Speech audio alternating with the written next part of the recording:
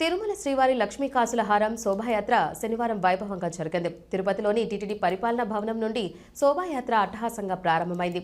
శ్రీనివాస మంగాపురం శ్రీ కళ్యాణ వెంకటేశ్వర స్వామివారి బ్రహ్మోత్సవాల్లో భాగంగా శనివారం రాత్రి గరుడ సేవను పురస్కరించుకొని ఈ హారాన్ని స్వామివారికి అలంకరించనున్నారు. ఈ సందర్భంగా అదనపు ఈవో వెంకయ్య చౌదరి మాట్లాడుతూ టీటీడీ స్థానిక ఆలయాల్లో బ్రహ్మోత్సవాలు జరుగుతున్న క్రమంలో తిరుమల శ్రీవారి ఆలయం నుంచి గరుడ సేవ నాడు శ్రీ కళ్యాణ వెంకటేశ్వర స్వామివారికి అత్యంత ప్రీతిపాత్రమైన లక్ష్మీ కాసుల హారాన్ని అలంకరించేందుకు ఊరేగింపుగా తీసుకెళ్తున్నట్లు తెలిపారు.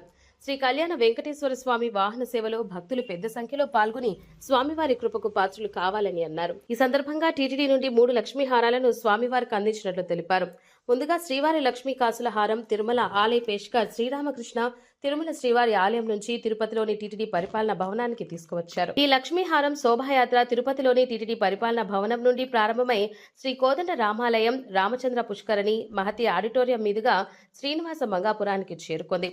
భజనలు, కోలాటాలతో కోలాహలంగా యాత్ర సాగింది.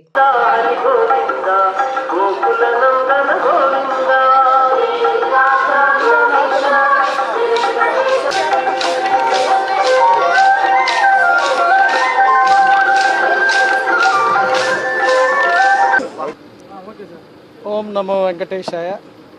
మీ అందరికీ తెలుసు, శ్రీనివాస మంగాపురంలో కళ్యాణ వెంకటేశ్వర స్వామికి అంగరంగ వైభవంగా బ్రహ్మోత్సవాలు జరుగుతున్నాయి. బ్రహ్మోత్సవాల్లో భాగంగా ఈరోజు గరుడ వాహనం మీద స్వామివారు ఊరేగించడం జరుగుతుంది. అందులో భాగంగా సాంప్రదాయబద్ధంగా ఎన్నో సంవత్సరాల నుంచి మనం కొండ మీద నుంచి వెంకటేశ్వర స్వామికి నుంచి ఒక బహుమతి ఇవ్వటం జరుగుతుంది ప్రతి సంవత్సరం కూడా. ఈ సంవత్సరం కూడా అందులో భాగంగానే 3 బంగారు లక్ష్మీ డాలర్ చైన్స్ మాత్రం సమర్పించడం జరుగుతుంది. సో ఇదంతా కూడా సాంప్రదాయబద్ధంగా అందరూ కూడా ఇక్కడ తీసుకొచ్చి పూజలు చేసి స్వామివారికి ఇప్పుడు అందరం కూడా ప్రొసెషన్ లాగా వెళ్ళి అక్కడ గుడిలో సమర్పించడం జరుగుతుంది. అందులో భాగంగా పౌర్ణమి గరుడ లక్ష్మీ హారం కూడా తీసుకెళ్ళటం జరుగుతుంది.